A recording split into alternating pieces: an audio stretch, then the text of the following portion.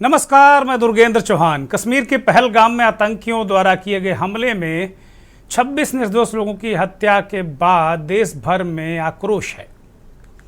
इस हमले के बाद सभी प्रमुख राजनीतिक दलों ने एकजुट होकर नेशन फर्स्ट का नारा दिया है, आह्वान किया है और देश भर में दिल्ली में कांग्रेस पार्टी, पटना में आरजेडी, तेलंगाना में कांग्रेस पार्टी और वहाँ के मुख्यमंत्री और असदुद्दीन ओवैसी, इस तरीके से सारे विपक्षी दलों के नेताओं, मुख्यमंत्रियों ने नेशन फर्स्ट, देश पहले है, देश हम सबसे बड़ा है, ये झंडा बुलंद करते हुए कैंडल मार्च भी निकाला और आह्वान किया कि आतंकवाद के खिलाफ हम सब एक हैं। राहुल गांधी ने कश्मीर का दौरा किया और वहाँ के एलजी और मुख्यमंत्री से मुलाकात की।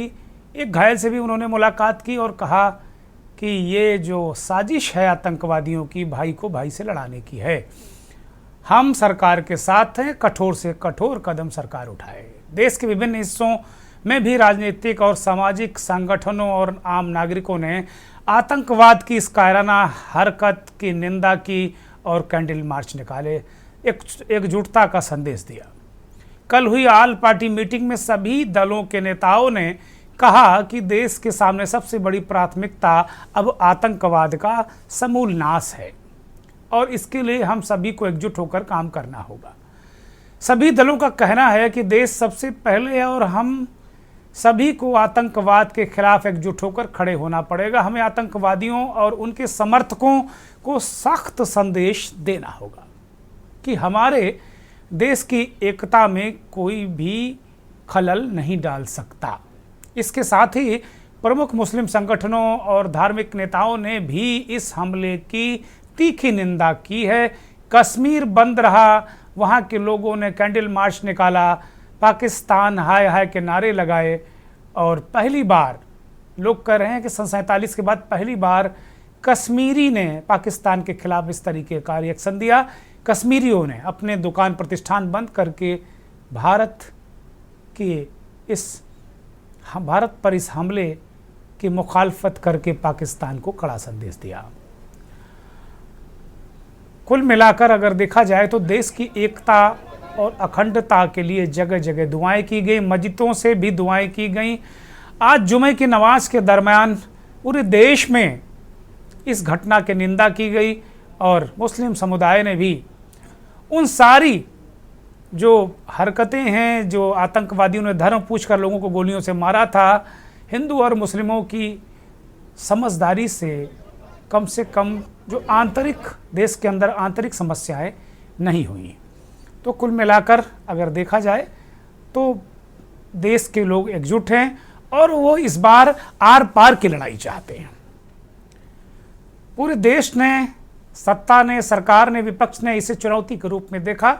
नेशन फर्स्ट के सिद्धांत को ध्यान में रखते हुए इसे समाप्त करने की शपथ ली आतंकवाद को। इसी बीच कश्मीर से लौटे राहुल गांधी दिल्ली में कैंडल मार्च में शामिल हुए और इससे पहले उन्होंने army chief general Upendra Dwivedi और तमाम लोगों ने दौरा किया, जैसा कि हमने आपको बताया।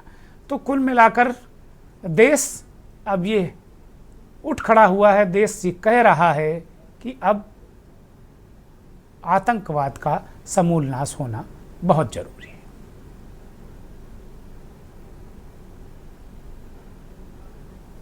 क्या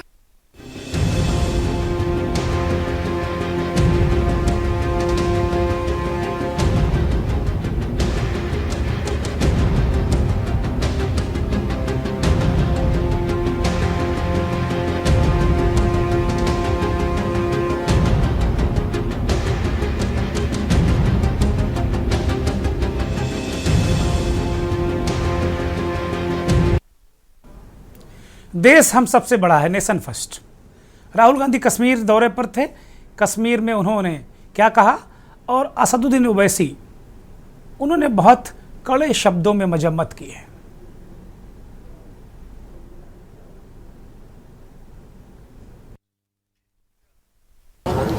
It's been a terrible tragedy, and I came here to get a sense of what is going on and to help.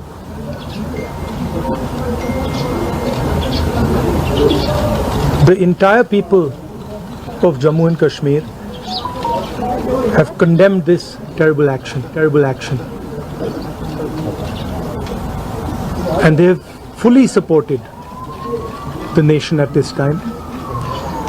I met one of the people who was injured. I, of course, couldn't meet other family members and other people because the injured people have gone back. My love and affection to everybody who has lost family members. And I want everybody to know that the whole nation is standing together as one. We had a meeting yesterday with the government, and the united opposition condemned this action and said that we are there to support whatever action the government wants to take. The idea behind what has happened is to divide society, is to make brother fight brother. And it is very important that every single Indian stands united, stands together, so that we can defeat what the terrorists were trying to do. It's sad to see that some people are attacking my brothers and sisters from Kashmir and the rest of the country. And I think it's very important that all of us stand together, stand united, and fight this nasty action that has been taken and defeat terrorism once and for all. Thank you very much. Sorry. One second. I came here.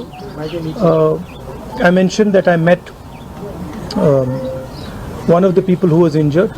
I also met Chief Minister and LG, and they briefed me about what had happened. And I assured both of them that myself and our party is going to support fully. और इन कमीनों हरामजादों ने जो हरकत की, वहां पर नाम पूछकर गोली मारे, समुदाय पूछकर मारे, तो ये इसकी अकाउंटेबिलिटी तो होनी चाहिए। और यकीनन ये दहशतगर्द हमारे पड़ोसी मुल्क पाकिस्तान से आए, पाकिस्तान के अगर पहलगाम तो आ गए तो श्रीनगर भी जा सकते हैं लोग। तो ये अकाउंटेबिलिटी फिक्स होना जरूरी है, डिटरेंस पॉलिसी हमारी देखना जरूरी है, और ये जो हरकत किए ये कुत्ते, इनको सजा मिलना जरूरी है। और असल इनसे ऊपर जो शयातीन बैठे हुए हैं, जो हमेशा नहीं चाहते कि ना भारत में कश्मीर में अमन रहे, इनको जड़ पेड़ से इनको सबक सिखाने की जरूरत है। ओवैसी कह रहे हैं कि भाई अगर पहलगाम टेररिस्ट आ गए तो कश्मीर में, श्रीनगर में भी जा सकते हैं वो। तो इसलिए अब वास्तव में इनके जड़ मूल, वो कह रहे हैं जड़ पेड़ पर आक्रमण करना चाहिए। वो कह रहे ठीक है, जो लोग जिन्होंने किया उनको तो मारा जाना ही चाहिए, लेकिन जो इनके आका हैं, जो पाकिस्तान में बैठे हैं, बड़े बड़े मदरसे चला रहे हैं, बड़े बड़े एक तो हाफिज सईद तो पॉलिटिकल पार्टी भी चला रहे हैं, और वो बड़ा एलानिया कहते हैं। एक उनका पुराना वीडियो वायरल हो रहा है, मोदी को चेतावनी दे रहे हैं। ऐसे लोगों को मिट्टी में मिलाने की ज़रूरत है। ओवैसी साहब ये कह रहे हैं। 2 तस्वीरें आपके सामने हैं। ये 2 तस्वीरें हैं उन आतंकवादियों की। एक त्राल में आतंकवादी आदिल का ये घर है, आसिफ का घर त्राल में है, जो आप देख सकते हैं आतंकी आसिफ का घर, उसे दमिश कर दिया गया। और ये दूसरी जगह आतंकवादी आदिल का घर है। ये लोकल टेररिस्ट हैं जो कोई 3 साल से गायब है, कोई 2-1.5 साल से गायब है, और इनके घरों को जमींदोज कर दिया गया। तो एक्शन में भारतीय फौजें और भारतीय सुरक्षा बल हैं, और कम से कम उन लोगों को जो अब नहीं छोड़ेंगे, फिलहाल जो पनाह देते रहे हैं, और अब सीमा पार बैठे इनके आका, उन पर भी एक कड़ी चोट की तैयारी है। हालात कुछ भी हों, लेकिन युद्ध जैसे हालात तो बन ही रहे हैं। और पाकिस्तान के गृह मंत्री, रक्षा मंत्री, विदेश मंत्री धमकियां दे रहे हैं। विदेश मंत्री धमकियां दे रहे हैं कि हमारे पास मिसाइलें और परमाणु बम हैं। रक्षा मंत्री कह रहे हैं कि भारत को कोई उल जलूल कदम नहीं उठाना चाहिए, नहीं तो फिर इसका जवाब हम देंगे। वो कह रहे हैं कि हमारे लोगों पर अगर आक्रमण हुआ तो हम भी जवाब देंगे। तो एक तो आप अपनी ज़मीन से आतंकवाद को प्रायोजित करें, एक देश पर्यटकों की निर्मम हत्या करवाएं और उसके बाद इस तरीके की बातें करें। लेकिन सवाल यही बड़ा है कि पूरा देश, विपक्ष भी, जो विपक्ष नरेंद्र मोदी से बात बात पर सवाल पूछता है, वो उसने सुरक्षा का सवाल जरूर उठाया। 5 सवाल कांग्रेस पार्टी ने आज पूछे हैं अपने एक्स पोस्ट पर सुरक्षा को लेकर। लेकिन ऑल पार्टी मीटिंग में, कश्मीर के दौरे में बहुत जिम्मेदाराना व्यवहार किया है विपक्षी दलों ने, और देश भर में विपक्षी दलों ने खुद कैंडल मार्च निकालकर श्रद्धांजलि दी है और सरकार को समर्थन दिया है। और वास्तव में भाई ठीक है, अगर अंदर का मसला है, कोई दलों में कोई आपस में कोई बात है, वो हम निपट लेंगे। लेकिन अगर कोई हमें आंख दिखाएगा तो हम उस आंख को रहने ही नहीं देंगे। तो हमारे साथ मेहमान भी जुड़ गए हैं। तौसीफ शाह पीडीपी के वरिष्ठ नेता हैं, कश्मीर से हमारे साथ जुड़ गए हैं। संजीव किरनी वरिष्ठ पत्रकार हैं, विश्लेषक हैं, कश्मीर टाइम्स के संपादक हैं। हमारे साथ संजीव भाई भी जुड़ गए हैं। तौसीफ शाह से मेरा पहला सवाल होगा। तौसीफ साहब, अभी ओवैसी साहब कह रहे थे कि भाई अकाउंटेबिलिटी फिक्स होनी चाहिए और बिना अकाउंटेबिलिटी फिक्स हुए मामला बनेगा नहीं, क्योंकि अब हिसाब किताब फारिग होना चाहिए। ठीक है, मुठभेड़ों में हमने आतंकवादी मारे हैं, अभी कल भी एक मुठभेड़ हुई, हमने एक अपना पैरामिलिट्री का जवान भी गंवाया है, आतंकवादी भी मारे हैं, हमने घर भी जमींदोज कर दिए हैं, आगे भी ये मुठभेड़ें होती रही हैं, आगे भी होंगी। लेकिन जिस हिसाब किताब फारिग करने की बात है, वो लोग पाकिस्तान में बैठे हुए हैं, सीमा पर बैठे हुए हैं। तो क्या वक्त आ गया कि हमको बिल्कुल हिसाब किताब चुकता कर लेना चाहिए? तौसीफ साहब। जी चौहान जी, मैं सबसे पहले मैं लास्ट टाइम भी आपके इसमें आया था, तो शायद मुझे बोलने का मौका समय नहीं मिला था, मगर मैं आपको एक बधाई देना चाहता हूं। इसीलिए आज मैंने पहले आपको बुलाया, माफी चाहता हूं, इसीलिए आज आपको मैंने पहला नंबर रखा है, मुझे इस बात का इल्म है। मैं आपको बधाई देना चाहता हूँ कि ये पहली चैनल मैंने देखी कि जो बिल्कुल, जिसे मैं गोदी मीडिया नहीं कहूँ, ये बिल्कुल निष्पक्ष होकर बात करती है और बिल्कुल बिला खौफ बात करती है। मैं इसके लिए आपको बहुत मुबारकबाद देना चाहता हूँ और आपकी पूरी टीम को मुबारकबाद देना चाहता हूँ। Thank you very much. रहा सवाल श्रीनगर का, जो आप कह रहे हैं, जैसे अभी मैं ये न्यूज़ पढ़ रहा था, तो न्यूज़ में जो पाकिस्तान के डिफेंस मिनिस्टर हैं, तो उन्होंने बाकायदा एक्सेप्ट किया है कि हम पिछले 30 साल से यूएस के लिए मिलिटेंसी को फंड कर रहे हैं।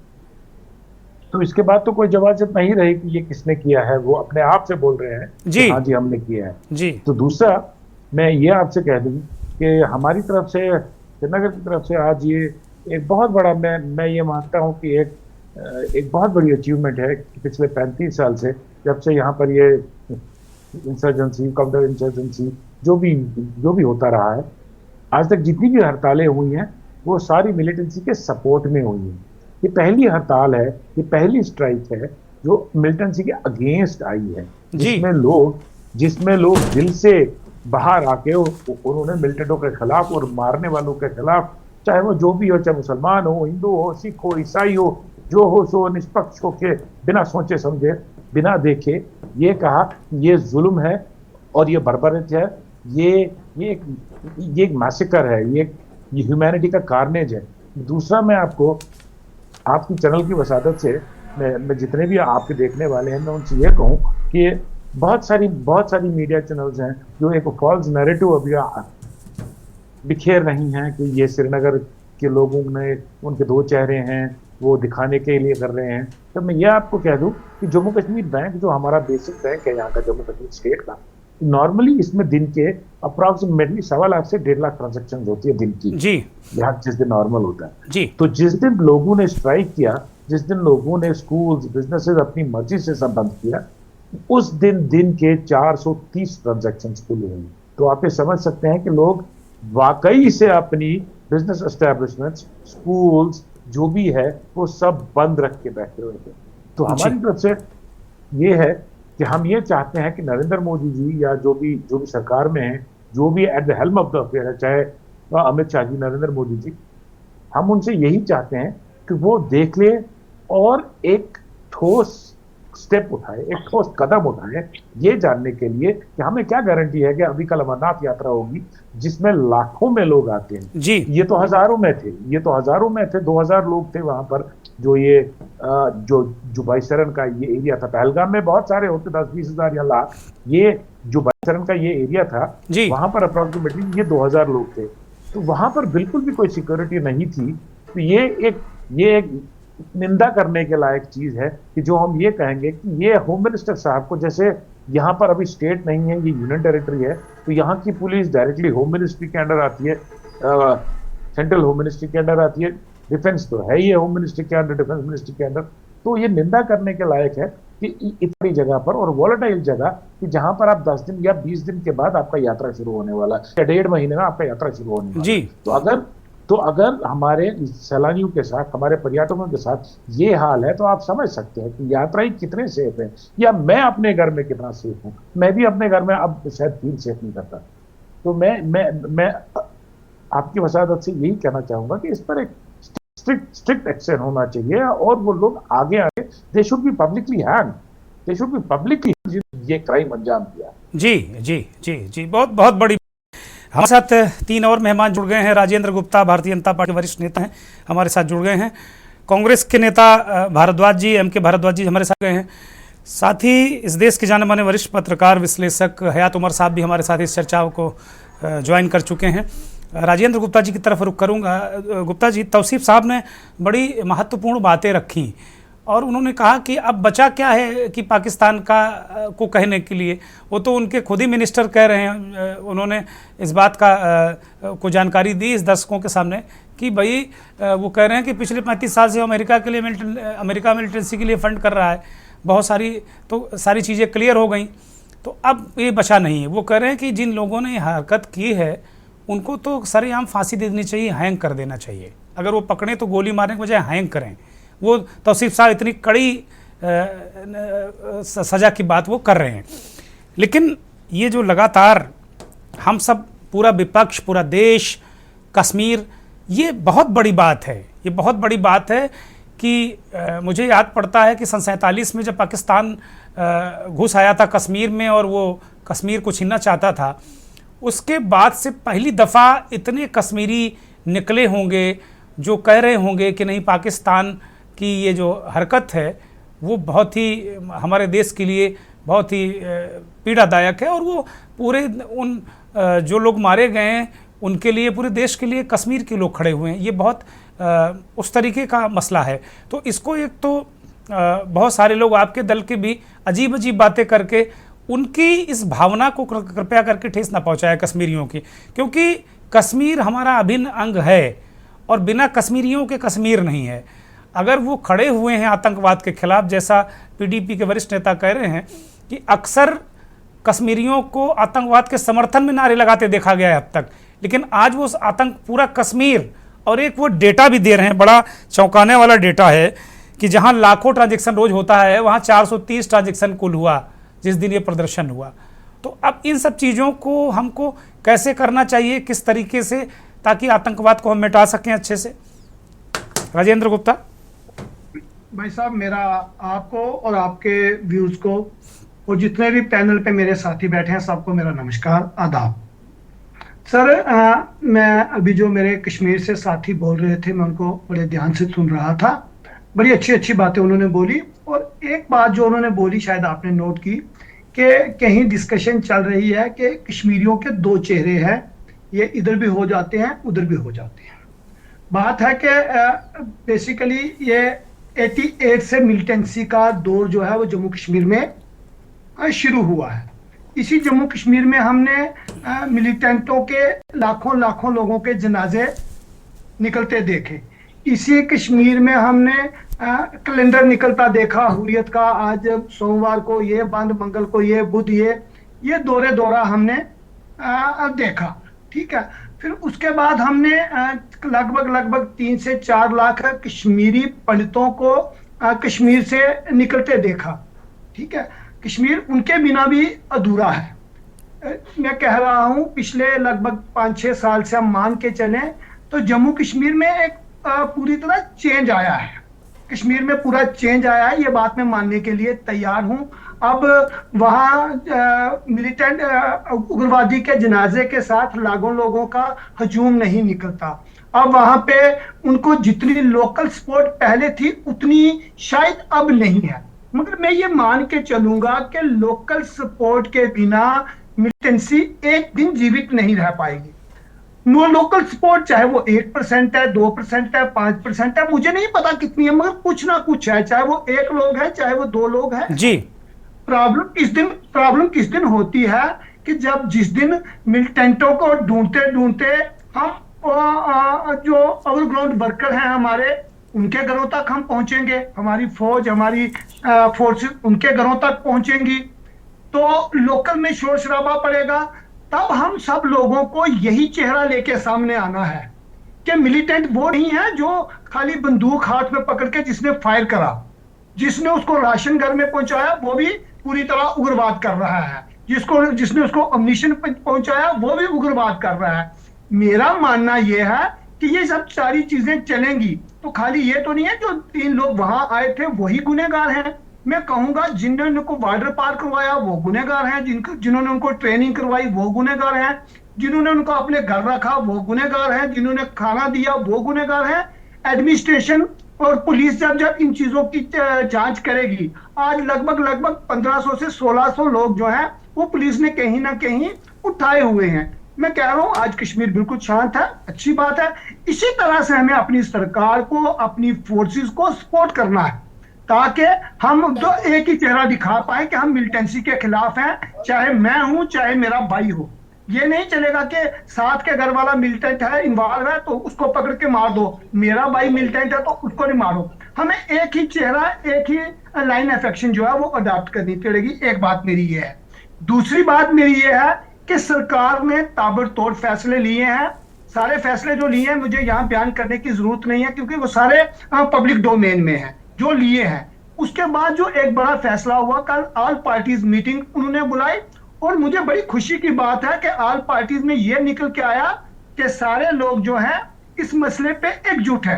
ये हमारे लिए बड़ी खुशी की बात है। मैं कह रहा हूं कि उसी तरह हम जितने भी यहाँ पे लोग बैठे हैं डिफरेंट पॉलिटिकल पार्टियों से, हम अपनी उसी जो ऑल पार्टी मीटिंग में निकला उसी को लेके आगे चले, हम यहाँ पर अपनी खिचड़ी ना पकाएं। दूसरा मेरा मानना यह है कि सबसे बड़ा 5 फैसले हुए, 5 में से 4 फैसले भी बढ़िया हैं, मगर मैं कहूंगा जो एक फैसला बहुत बड़ा हुआ है वो जो हमारी इंडस्ट्री सस्पेंड करने का है, उसके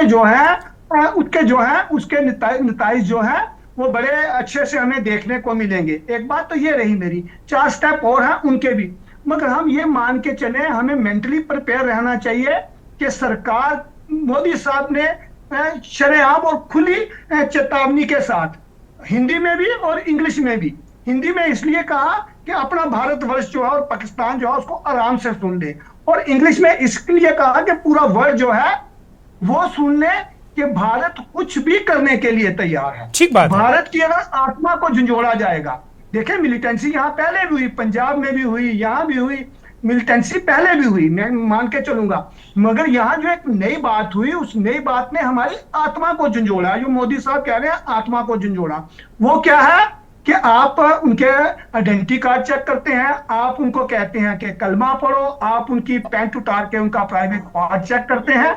मैं कह रहा हूं ये बड़ी दुखद, और ये हिंदुस्तान की आत्मा नहीं है, इसलिए ठीक बात है, हिंदुस्तान ठीक बात है, इसलिए हिंदुस्तान इसलिए ठीक बात है।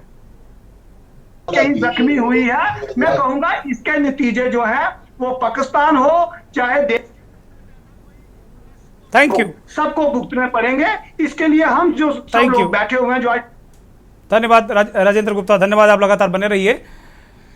जाहिर सी बात है पाकिस्तान को ये नतीजे भुगतने पड़ेंगे क्योंकि भारत का बच्चा बच्चा जन जन ये चाहता है कि अब आतंकवाद का समूल नाश हो और अब स्ट्राइक उन लोगों पर हो, कम से कम उन लोगों की कब्रें बने जो आतंकवाद को प्रायोजित कर रहे हैं, फैक्ट्रियां चला रहे हैं। एक ब्रेक।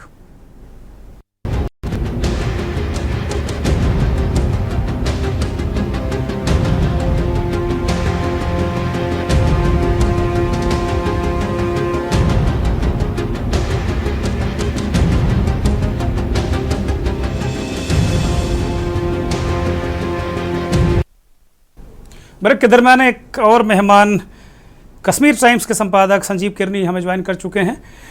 सीधे रुख करेंगे मोहिंदर कुमार भारद्वाज, कांग्रेस पार्टी के नेता, लगातार हमारे साथ कार्यक्रम में जुड़े हैं। मोहिंदर कुमार भारद्वाज जी, मैं सीधे आपके पास आ रहा हूं। राहुल गांधी ने आज दौरा किया और उन्होंने कहा कि ये भाई को भाई से लड़ाने की साजिश है और हम सब एक साथ हैं। कांग्रेस पार्टी ने एकजुटता दिखाई है, पूरे विपक्ष ने एकजुटता दिखाई है। राहुल गांधी ने सरकार को फुल सपोर्ट किया है नेता प्रतिपक्ष के रूप में। वहाँ मुख्यमंत्री और सभी कई लोगों से वो मिले हैं, एलजी से भी मिले हैं, वहाँ की स्थितियों की बात की। लेकिन कांग्रेस पार्टी ने 5 सवाल सुरक्षा पर पूछ लिए हैं अपने एक्स पोस्ट करके। वो 5 सवाल उन्होंने पूछे हैं। इसके जवाब में भारतीय जनता पार्टी के जो नेता अमित मालवीय हैं, उन्होंने कहा कि हाँ भाई 20 तारीख से ये नहीं खुलना था, ये तो बहुत आगे, ये जो पहलगाम का जो बैसरन घाटी है ये तब खोला जाता है जब अमरनाथ यात्रा शुरू होती है। लेकिन ये 20 तारीख को खुल गया, कैसे खुल गया, क्यों खुल गया, ये पता नहीं है। तो ये खुलना ही नहीं था तो सुरक्षा व्यवस्था वहाँ लगाने की क्या आवश्यकता है, वहाँ कोई प्लानिंग नहीं थी, लेकिन ये खुल गया। अब सवाल ये है कि 20 तारीख को ये खुल गया, 22 को वहाँ हमला हो गया, तो क्या ये आतंकवादियों के लिए खोला गया, किसने खोला, ये सारे सवाल तो हैं। सपोर्ट के साथ में कांग्रेस पार्टी ने सवाल भी पूछ लिए हैं। भारद्वाज जी, मेरा देखिए, सबसे पहले मैं ये जो इंसिडेंट है इसको स्ट्रांगली कंडेम करता हूं, क्योंकि इतना दुखित ये इंसिडेंट है जिसमें ये अभी हमारे पैनल में जो बड़े रिस्पेक्टेबल लोग थे, सिलेक्टिवली किलिंग्स हुई।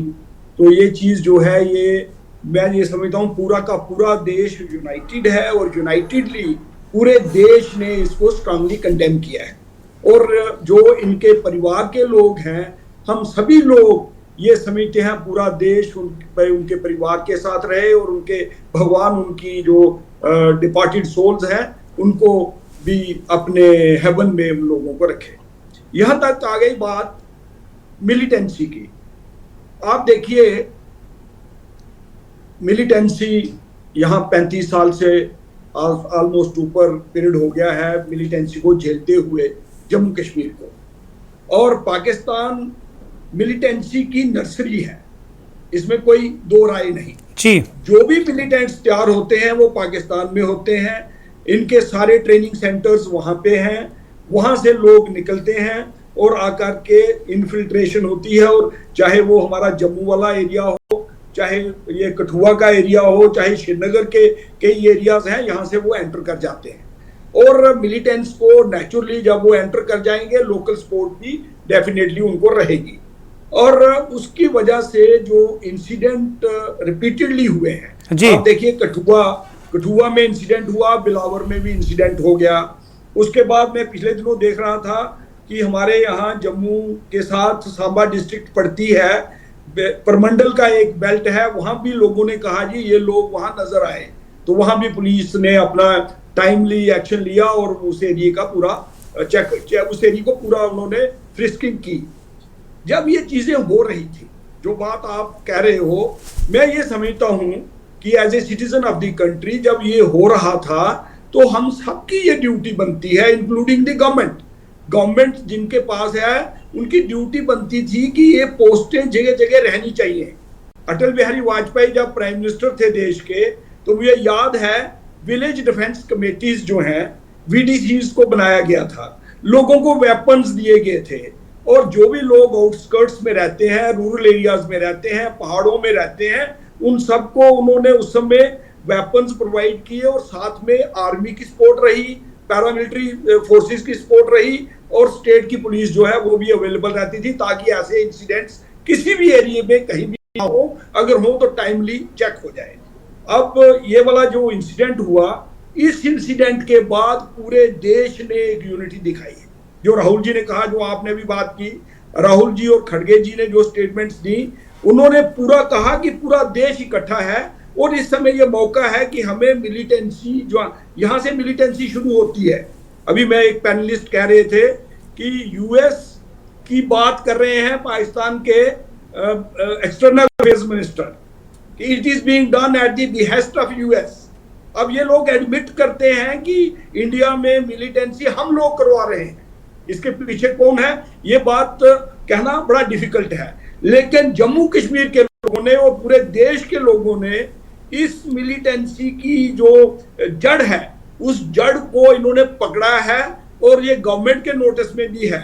और जम्मू कश्मीर के लोग यूनाइटेडली इस बार जो कश्मीर के जो पैनलिस्ट हमारे एक बात कर रहे थे, जो कश्मीर के लोगों ने इस बार इस मिलिटेंसी को जितना ओपनली और स्ट्रांगली कंडेम किया, मैं ये कहता हूं everybody in our country must appreciate कि ये कश्मीरियों ने ये बात बता दी कि they are not with the militants, और वो देश के साथ हैं और देश में जहां जहां भी ऐसा इंसिडेंट कोई होगा उसकी वो हर ढंग से सपोर्ट करेंगे।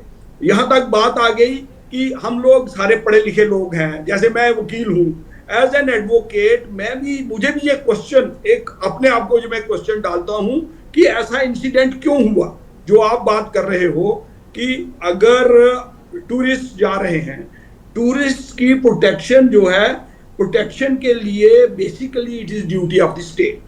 Whosoever is responsible for law and order in Jammu Kashmir state, उनकी ड्यूटी बनती थी कि अगर टूरिस्ट एक पर्टिकुलर एरिया में जा रहा है तो उस एरिया में उनके लिए पैरामिलिट्री फोर्सेस, उनके लिए आर्मी, इनकी कोई कमी नहीं थी ताकि ऐसा इंसिडेंट जो है वो ना होता। अगर टाइमली वहां सिक्योरिटी फोर्सेस के लोग पहुंच जाते तो मैं ये समझता हूं ऐसा इंसिडेंट ना हो पाता और जो हमारे बेचारे लोग जो हैं जिनकी जानें गई हैं, इनोसेंट लोगों की ये जानें जो हैं ये बचाई जा सकती। ये क्वेश्चन मैं अपने आप को डाल रहा हूँ, लेकिन ये क्वेश्चन देश में लोगों के माइंड में है। जैसे आज मैं दिन में बैठा हुआ था तो हमारे जो बार एसोसिएशन होती है उसमें भी बैठा था, उसका प्रेसिडेंट भी रहा हूँ जम्मू में। वहां बात वकला साहिबान यही बात कर रहे थे कि हम सबको अप्रिशिएट करना चाहिए कि कश्मीर की आवाम ने, एक एक इंसान ने, हमारी बहनों ने, हमारे बच्चों ने, हर आदमी ने इस इंसिडेंट को कश्मीर में कंडेम किया है और ये फर्स्ट टाइम हुआ है। ठीक है, तो मैं भी समझता हूँ और ये चीज जो है अगर ये देश यूनाइटेड रहेगा, मैं समझता हूँ आने वाले टाइम में ऐसे इंसिडेंट्स जो है वो दोबारा नहीं होंगे और लोग निश्चित तौर पर भारद्वाज जी ये देश यूनाइटेड रहेगा और हम सब ने ये निर्णय ही लिया है कि हम यूनाइटेड हैं। लाख लोग हमें फंसाएं हिंदू मुस्लिम में, लाख लोग ये कहें कि ठीक है भाई, जो नैरेटिव आतंकवादियों का है कि धर्म पूछकर उन्होंने मारा कि जाओ आपस में लड़ो और भारत के अंदर की स्थिति गंभीर हो, गृह युद्ध हो, ये तो पाकिस्तान चाहता ही है। जो काम आतंकवादियों ने किया, अगर हम भी हिंदू मुस्लिम की बार बार चर्चा करके कर रहे हैं तो हम उनका काम बहुत आसान कर रहे हैं। हयात उमर साहब के पास नहीं, हम नहीं कह रहे, मैं ये कह रहा हूं कि पूरी स्टेट में, मैंने हिंदू मुस्लिम नहीं कहा, मैं कह रहा हूं नहीं, मैं आपकी बात नहीं कर रहा हूं, मैं आपकी बात बिल्कुल नहीं कर रहा हूं। अमूमन लोग ऐसा कर रहे हैं, ऐसा लोग कर रहे हैं, मैं देख रहा हूं कि कुछ लोग ऐसा करते दिख रहे हैं। हाँ, लेकिन देखो ना, जम्मू सूबे के अंदर आपको शायद इस बात का इल्म होगा, यहाँ हिंदू भी हैं, यहाँ हर कास्ट के, हर रिलीजन के लोग रहते हैं। मैं लौटता हूँ आपके पास। कुछ और मेहमान हमारे साथ जुड़े हैं। रवि कचरू साहब हैं हमारे साथ, वो जुड़ गए हैं, सचिव पनुन कश्मीर के हैं, कश्मीरी पंडितों की लड़ाई वर्षों से लड़ते रहे हैं। हयात उमर साहब की तरफ मैं रुख करूंगा, वरिष्ठ पत्रकार। हयात साहब, अब एक तरीके से आर पार वाली स्थिति है और सरकार ने बहुत सारे मेजर्स उठाए हैं, विपक्ष ने भी, राहुल गांधी भी आज गए थे, सेना भी गई थी, कुछ मुठभेड़ें भी हुई, लोकल सपोर्ट करने वालों पर कार्रवाई हुई, 1500 से 1800 लोग गिरफ्तार हुए हैं, आतंकवादी जो फरार हैं उनके घरों को जमींदोज किया गया है, यूं कहें बुलडोजर एक्शन हुआ है उन पर भी। इसके बाद पाकिस्तान लगातार अलग अलग तरीके से धमकियां दे रहा है। किस तरीके से इस आतंकवाद को आगे निपटना होगा, आतंकवाद से निपटना होगा? देखिए, कश्मीर के जब हम आतंकवाद की बात करते हैं, जब जिक्र करते हैं, तो अभी तक उसका सिर्फ एक पहलू था। पहलगाम की घटना से पहले तक उसका सिर्फ एक पहलू था, वो पहलू था अलगाववाद, जो कश्मीर का एक धारा जो नहीं चाहती है कि हम हिंदुस्तान के साथ रहें, भारत के साथ रहें, वो अलगाववादी धारा को सपोर्ट मिल रहा था पाकिस्तान से। वहां से उनको हथियार मिलते हैं, वहां से उनको सपोर्ट मिलता है, उनको बेस कैंप वहां रहते हैं, और ये अलगाववादी धारा ही हथियारबंद होकर के हमारे सामने आतंकवाद के रूप में सामने थी। यहां तक तो हमारे लगता है सारे पैनलिस्ट हमसे सहमत हो। लेकिन कल की घटना ने एक और चीज परसों पहलगामी घटना ने एक और चीज करी कि ये खाली अलगाववाद, अब आतंकवाद जो है खाली अलगाववाद नहीं चाह रहा, खाली कश्मीर तक सीमित नहीं, वो भारत के सांप्रदायिक सद्भाव पर चोट करी उसने। तो जब भारत का सांप्रदायिक सद्भाव है उस पर वो जब चोट कर रहा है तो ये उसका अटैक जो है वो व्यापक हो जाता है, हम सब पे हो जाता है। खाली कश्मीर, खाली पहलगाम या खाली कश्मीरियों या पर्यटकों तक सीमित नहीं रह जाता है, हम भी उसमें अफेक्टेड हो जाते हैं, चाहे हम भले कभी कश्मीर ना गए हो, आप भी अफेक्टेड हो जाते हैं, चाहे आप उन पीड़ितों में ना हो। क्यों? क्योंकि अब जो अटैक किया है उसने हमारे सांप्रदायिक चरित्र पर, हमारे सांप्रदायिक सद्भाव, हमारी एकता पर चोट करी जी। और अब हमें दो मोर्चों पे इसे लड़ना। एक तो पाकिस्तान का मोर्चा है जहां पर कि उनको पूरा प्रश्रय मिल रहा है, जहां से उनको पूरा सपोर्ट मिलता है, जहां से उनको ट्रेनिंग मिलती है, जहां से उनको हथियार मिलते हैं। और एक वो मोर्चा है जो हमारे देश के अंदर मौजूद है, जो गाहे बगाहे, चाहे अनचाहे इन आतंकवादियों के मंसूबों को बैकग्राउंड में पूरा करने की मंशा में जुड़ गया। आज ही 3-4 घटनाएं प्रकाश में आई। सबको पता है कि पूरे कश्मीर से बच्चे पूरे देश की विभिन्न यूनिवर्सिटियों में पढ़ने के लिए मौजूद हैं। लखनऊ की यूनिवर्सिटी में, लखनऊ के कई कॉलेजों में है, बेंगलोर में है, बॉम्बे में है, दिल्ली में है, मेरठ में है, सब जगह है। कश्मीरी अपने बच्चों को पढ़ने के लिए, बेहतर शिक्षा के लिए भारत के विभिन्न विश्वविद्यालयों, यूनिवर्सिटियों, कॉलेजेस में भेजते।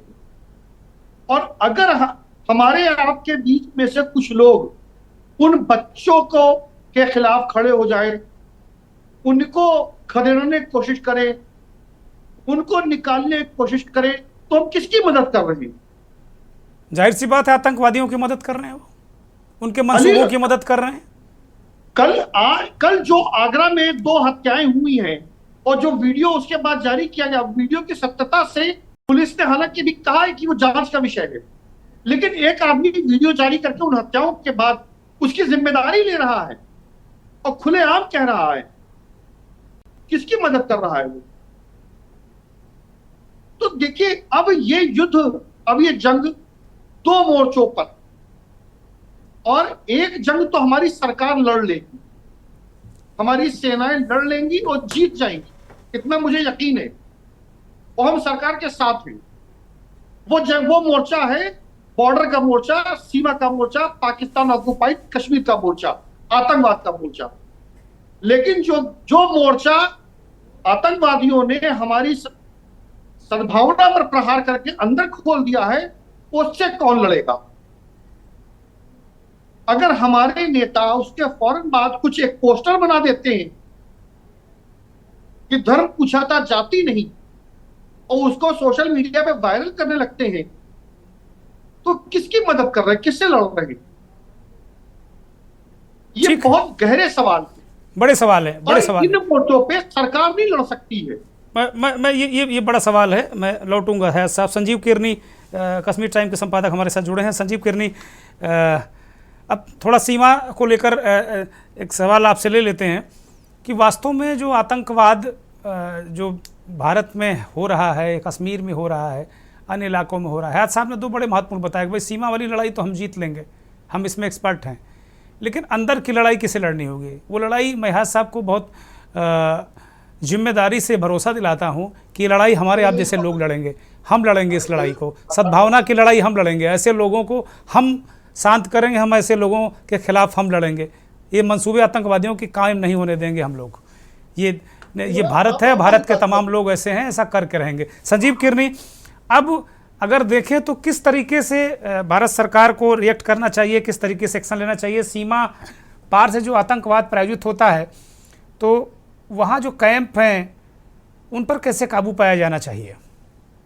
देखिए चौहान साहब, सबसे पहले तो मैं आपका धन्यवाद करूंगा। तो दूसरा मैं शुरुआत करूंगा, आप देखिए अगर आप जीवन में कभी आगे बढ़ते हैं ना जी, आप जब तरक्की करने लगते हैं तो सबसे पहले आपके पड़ोसी को आपसे प्रॉब्लम हो जाती है, मुश्किल हो जाती है, मुसीबत हो जाती है। वो पड़ोसी जो है वो आपके लिए आपके रास्ते में कांटे डालता जाएगा, वो मतलब आपके घर के बाहर कचरा खिलार देगा, बच्चों के साथ पंगा करेगा, दंगा करेगा। ये हमारी तरक्की जो है हमारे पड़ोसियों को बर्दाश्त नहीं हो रही है जी। हमारा पड़ोसी मुल्क जो है वो हमें उठता ऊपर हमारे भारत की तरक्की देकर वो परेशान हो जाते हैं और हमारे रास्ते में वो कचरा या आप कह लीजिए वो कीले या कुछ भी डालने की कोशिश करते हैं, हमारा रास्ता खराब करने की कोशिश करते हैं। दूसरी बात मैं कहूंगा आपसी भाईचारे की, अगर आप इतिहास को खंगालोगे तो आप देखिए 23 अक्टूबर 1947 को जब कबालियों का हमला हुआ था, कबाली कश्मीर के अंदर घुस गए थे। उन कबालियों को खदेड़ने वाला एक कश्मीरी था, उसने कहा था कि आप कश्मीर बहुत पीछे छोड़ आए हो, आप आगे आगे हो। कबाली वापस गए, उनको पता चला कि उसने हमें झूठ बोलकर वहां से निकाला था। सबसे पहले उन्होंने आकर उस आदमी को गोली मारी थी जिसका नाम था मकबूल शेरवानी। तो ये हमारा भाईचारा तब से चलता आ रहा है हिंदू मुस्लिम का। जी, देखो जी। मकबूल शेरवानी ने उन कबालियों को भगा दिया था वहां से झूठ कहकर कि आप कश्मीर पीछे छोड़ा है, आप बड़ी आगे आगे हो। जब उनको पता चला उसने झूठ बोला, उन्होंने आके पहले सबसे उसको गोली मारी थी मकबूल शेरवानी को। जी, तो मैं समझता हूँ कहीं ना कहीं ये पड़ोसी मुल्क के जो मंसूबे हैं वो हमारी यहाँ की आवाम जो है वो आपसी भाईचारे से उनको कामयाब नहीं होने देती है। मतलब ये हम माने संजीव भाई कि मकबूल शेरवानियों की कमी नहीं है अभी कश्मीर में भी, हिंदुस्तान में भी। हाँ, ये मैं कहना चाहूंगा कि हमें अपनी एक मानसिकता नहीं बना लेनी चाहिए कि ये मुस्लिम है तो उसके साथ घृणा करो। मुस्लिम भी तो हमारा हिंदुस्तानी है और मुस्लिम की भी सोच ऐसी होनी चाहिए कि मैं भी हिंदुस्तान का हूं, मैं भी हिंदुस्तानी हूं। तो ये थोड़ी सी चीजें हैं जिसके ऊपर थोड़ा काम, लेकिन फिर भी मैं समझता हूं हमारी आवाम इतनी सभ्य है, उनमें इतनी समझ है कि वो विरोधी ताकतों को अपने मुल्क में, अपने देश में पनपने नहीं देंगी। जैसे आज राहुल गांधी जी ने कहा कि हमारा कश्मीर का आपसी भाईचारा जो है हम सब एक होकर, एक साथ होकर इसका जवाब देंगे। ठीक बात है, ठीक बात है। रवि कचरू साहब हमारे साथ लगातार जुड़े हैं। इस बीच doctor PK Mishra retired additional DG BSF हमारे साथ जुड़े हैं। मिश्रा साहब हमें ज्वाइन कर चुके हैं। मैं कचरू साहब को पहले चर्चा में ले लेता हूं, काफ़ी देर से इंतजार कर रहे हैं। रवि कचरू साहब, कश्मीरी पंडितों के साथ जो जुल्म हुआ उसकी दास्तानें बहुत सारी सामने आ चुकी हैं, बहुत सारी चीज़ें हो गई हैं। आप लोग और आपका संगठन, आपके तमाम नाते रिश्तेदार ये संघर्ष झेल रहे थे, आतंकवाद की जो विभीषिका उसको देख रहे थे। इस ताज़ा हमले के बाद हमें, हमारी सरकार को किस तरीके से रिएक्ट करना चाहिए? कचरू साहब। धन्यवाद आपको हमें जोड़ने के लिए। मैं एक ही बात कहूँगा, जो 3 दिन से डिफरेंट चैनल पे एक ही बातें रिपीट हो रही है, सब चीज़ें आ रही हैं गवर्नमेंट के और नई नई इंटेलिजेंस की इंफॉर्मेशंस आ रही हैं, अपडेट हो रही है हम देशवासियों को, उनसे हमको सबक लेना चाहिए। और हम एक चीज़ ऐड करना चाहेंगे, शायद इसी डिबेट में मैंने नहीं सुना, हमको ध्यान रखना चाहिए बांग्लादेश का, म्यांमार का की स्थितियों में। जब आपने ये कहा जब पानी रोकेंगे आप पाकिस्तान का, भुखमरी मरेगी, वैसे ही भुख मरा है वो, वैसे ही भीख मांग रहा है वो वर्ल्ड से। और कहीं ना कहीं मेरे एक्सपीरियंस से लगता है कि ये जो कार्रवाई वो ये करता है, उसके खाने अपने पास पैसे नहीं हैं, तो उसको कहीं ना कहीं जो और विश्व में कहीं ना कहीं उसको पैसे फंडिंग हो रही है, उस फंडिंग की वजह से वो प्रेशर में आकर के अपनी भोजन खाना जो अपना बचाने के लिए फंडिंग की वजह से उस प्रेशर से और ज़्यादा उनको ये कार्य करने के लिए प्रोत्साहित किया जा रहा है। ये वो खुद शायद ना कर पा रहे हो, ना चाहते हो सकता है। क्यों नहीं चाहते होंगे कि जब आप उनको मालूम है हमारी ट्रीटी है, हम पानी बंद कर देंगे तो वो वैसे ही मर जाएंगे जी। तो वो सब चीज़ें उनको पता होते हुए भी मगर मजबूरी है, मेरे को लगता है उनकी इंटरनेशनल फंडिंग की वजह से, जो नहीं चाहते हैं कि हम तरक्की कर सके, हम आगे बढ़ें। अभी तौसीफ साहब ने कहा, अभी तौसीफ साहब ने जो किया वहां के मिनिस्टर का, वो कह रहे हैं कि फला के कहने से हम ऐसा कर रहे हैं। हाँ जी, उसकी मजबूरी नजर आती है मुझको एक बात से, क्योंकि पानी की वजह से आपने कहा वहाँ पावर प्लांट, बिजली, भूखमरी सब चीजें हो जाएंगी।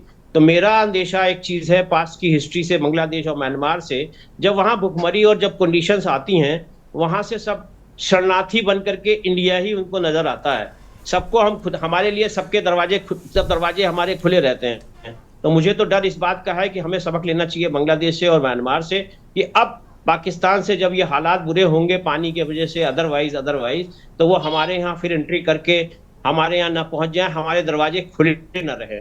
जो हमने झेला है बांग्लादेशियों से और जो म्यांमार से अपनी पूरी कंट्री में हम झेल रहे हैं, उस चीज को इंटरनल जो आपने बात कही कि बॉर्डर से सेना हमारी मजबूत है, सिर्फ उनको पावर देने की बात है। हमने एक्सपीरियंस किया है 35 साल में कि हमारी सेनाओं को पावर नहीं दी जाती। जब बीच बीच में पावर दी जाती है तो वो अपना एक्शन करके चले आते हैं, बाद में पावर्स रोक ली जाती हैं।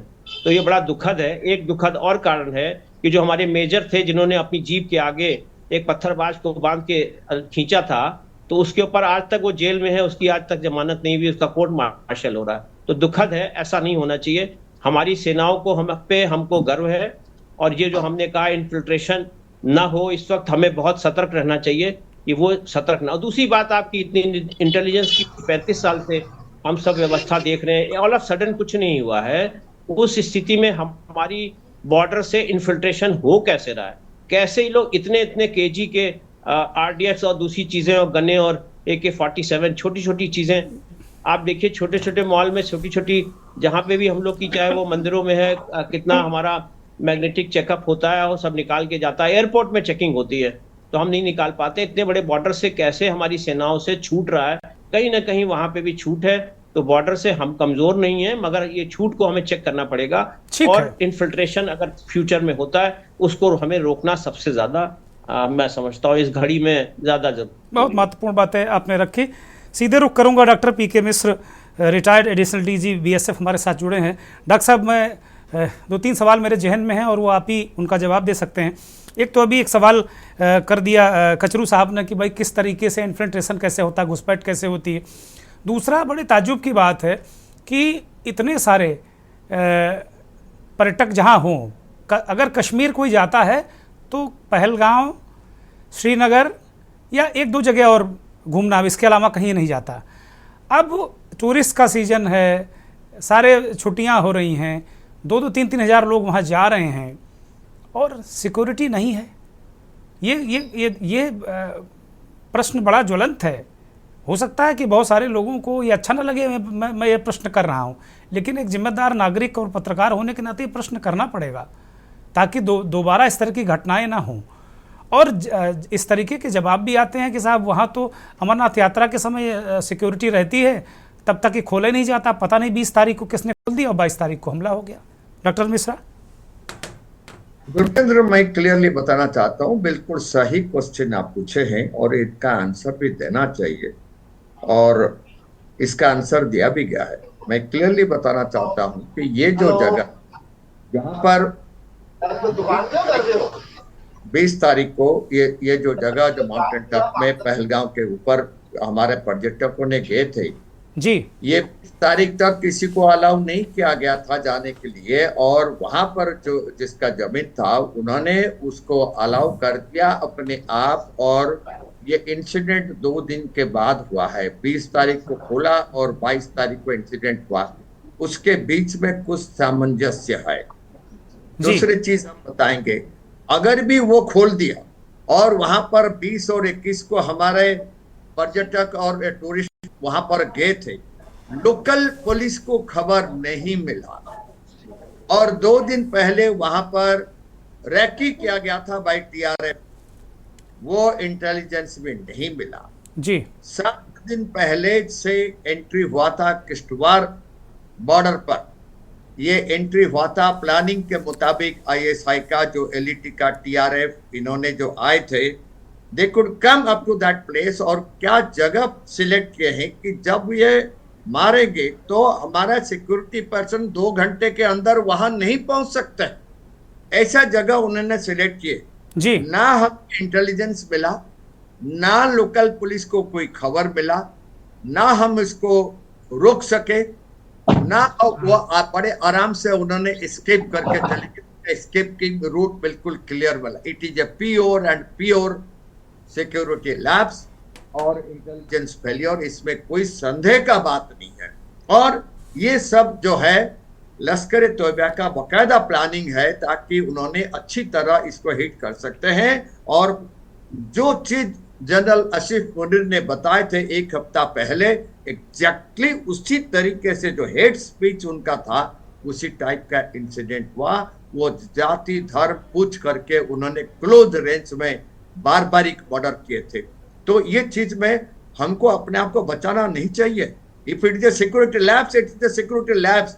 जो यहाँ पर इन्वॉल्व हैं, जिनको ये पता नहीं लगा, सबके ऊपर एक्शन हो रहा है। और दूसरा बात है कि बॉर्डर को बिल्कुल सक्रिय किया गया है और कल रात को काफी फायरिंग हुआ था। वहां पर एलओसी में फायरिंग हुआ है, कठुआ में भी फायरिंग हुआ है, रामबन में भी फायरिंग हुआ है और जम्मू बॉर्डर में भी फायरिंग हुआ है। और सब जगह इतना अच्छी तरीके से उनको धुलाई किया गया है। मैं बता रहा हूँ, it was a big reply Pakistan army को, पाकिस्तान रेंजर को कल रात को दिया गया है। और जितना अभी पेनिट्रेशन उनका कभी भी नहीं हो सकता है। और उसके साथ साथ मैं एक चीज और बताना चाहता हूँ, आप टीआरएफ और एलईटी और जेयूडी और जेयूएम इनको छोड़ दीजिए। मेन हमारा प्रॉब्लम है जो हमारा कश्मीर के अंदर जो स्लीपर सेल उनके मौजूद है, जैसे आसिफ आदिल जैसे जिनका घर आज तोड़ा गया तराल में, आसिफ आदिल जैसे जितने बहुत ज्यादा स्लीपर सेल मौजूद है जैश मोहम्मद का और लश्कर तोयबा का, और ये कश्मीर में मौजूद है, जो कि उनको बना देते हैं, उनको हाइड करके रखते हैं, उनको लॉजिस्टिकल सपोर्ट देते हैं और उनको इंफॉर्मेशन देते हैं। उनको ढूंढ करके निकालना पड़ेगा। इसका एक्शन आज सुबह से शुरू हुआ है और सर्च एंड कॉर्डन ऑपरेशन आज से शुरू हो चुका है। और हमें उम्मीद है काफी लोग पकड़े जाएंगे जो कि अपने घर में नहीं भागे हुए हैं और इनके साथ मिले हुए हैं। जी जी जी जी। तौसीफ साहब कुछ सवाल पूछना चाहते हैं क्या डॉक्टर मिश्रा से? तौसीफ साहब बिल्कुल बोलिए। डॉक्टर मिश्रा साहब, मैं आपकी जानकारी के लिए और बाकी सब देखने वालों की जानकारी के लिए आपको ये बता दूं, ये जो वाइसरन का जो एरिया है, ये अप्रॉक्सीमेटली 3000 कनाल के आसपास होगा। और जो इसकी सराउंडिंग है वो सारी पहाड़ियां हैं और ये किसी की प्राइवेट लैंड नहीं है। ये बिल्कुल खुली है ये सारी टूरिज्म के लिए। और नीचे पहलगाम के मेन मार्केट से लेके वाइसरन तक ज्यादा से ज्यादा अगर आप ट्रैकिंग करते हुए भी जाएं तो आप 30 मिनट में पहुंच जाएंगे।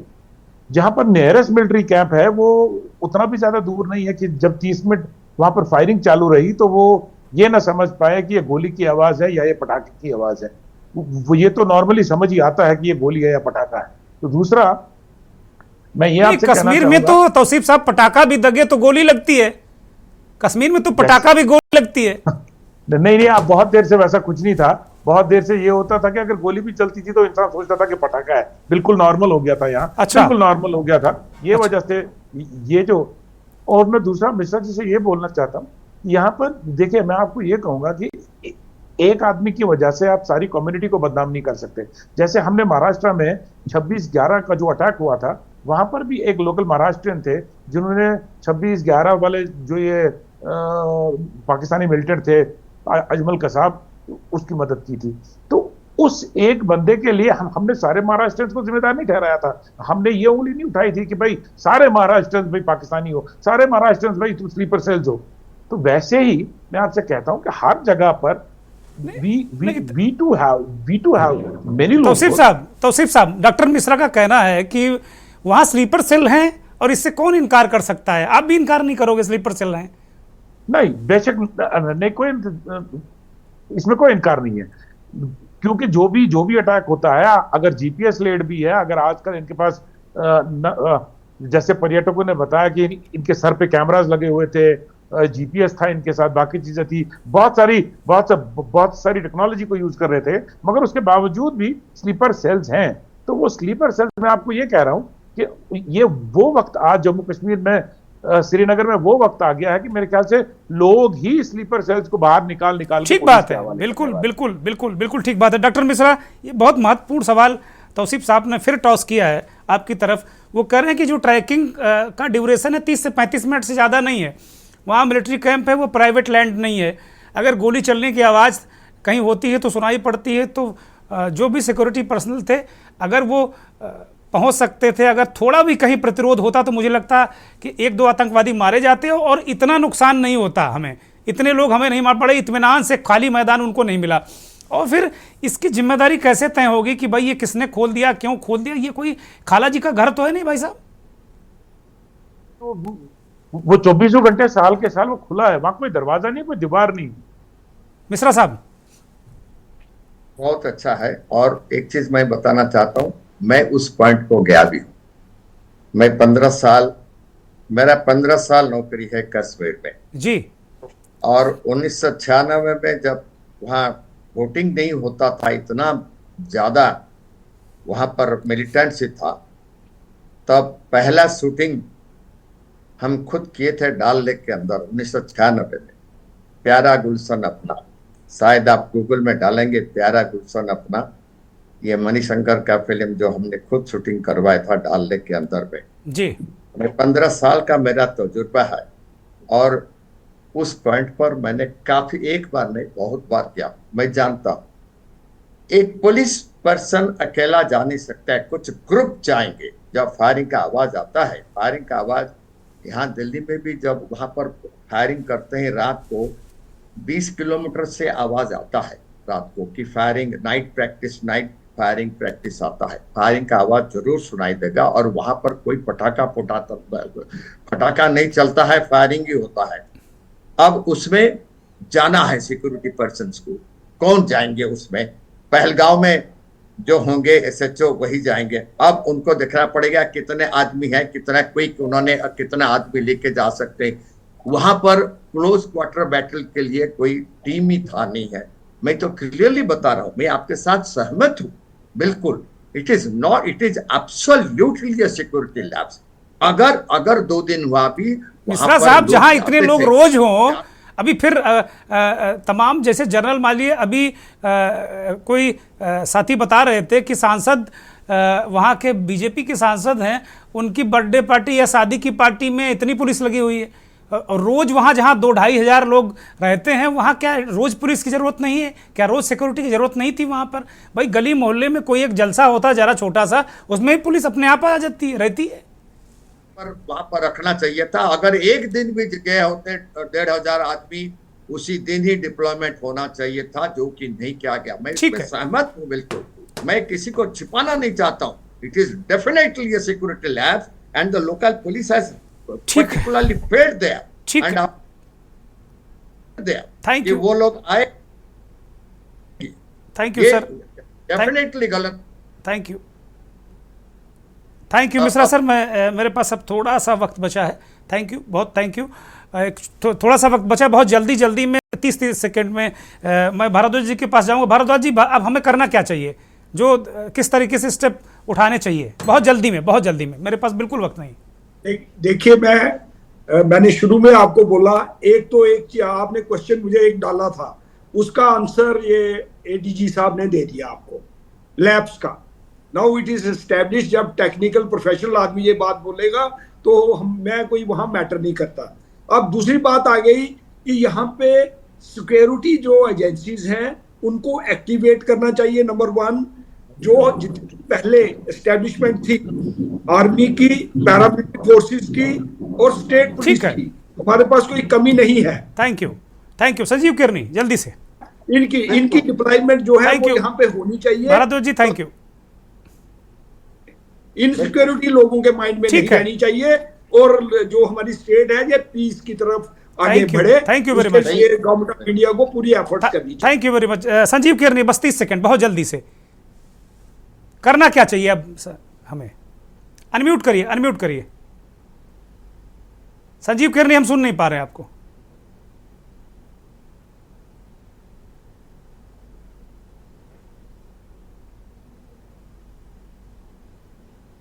जी बहुत जल्दी से। हेलो, हाँ, मैं यही कह रहा था, जैसे अभी देखिए अभी अमरनाथ यात्रा आने वाली है, उसके लिए आपने 370 के दौरान यहाँ पे जो सिक्योरिटी के इंतजाम थे वो डबल कर दिए थे। तो आज हम लोग यही पूछना चाहते हैं, वो सिक्योरिटी कहाँ गई? पहलगाम में इतना बड़ा टूरिज्म सिस्टम चल रहा था, इतने लोगों की जानें चली गई, लेकिन हमारी सिक्योरिटी को कुछ पता ही नहीं है।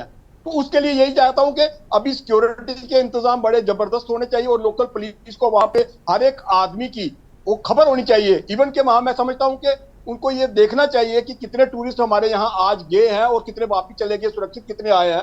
इवन ये सुरक्षा का जो इंतजाम है ये बड़ा पुख्ता होना चाहिए। ठीक है हैत साहब, अंतिम टिप्पणी इस कार्यक्रम की बहुत जल्दी से। देखिए, किसी भी एक्शन से पहले अपनी लाइन ऑफ डिफेंस को मजबूत करना चाहिए।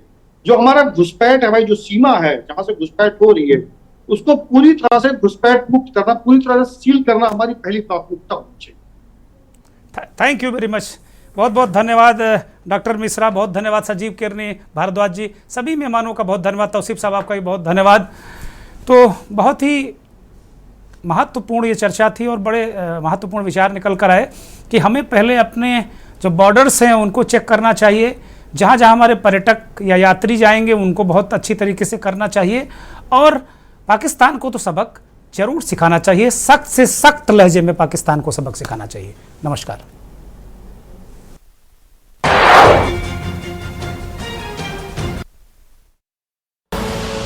आप देख रहे हैं के न्यूज़, खबरों का सारथी।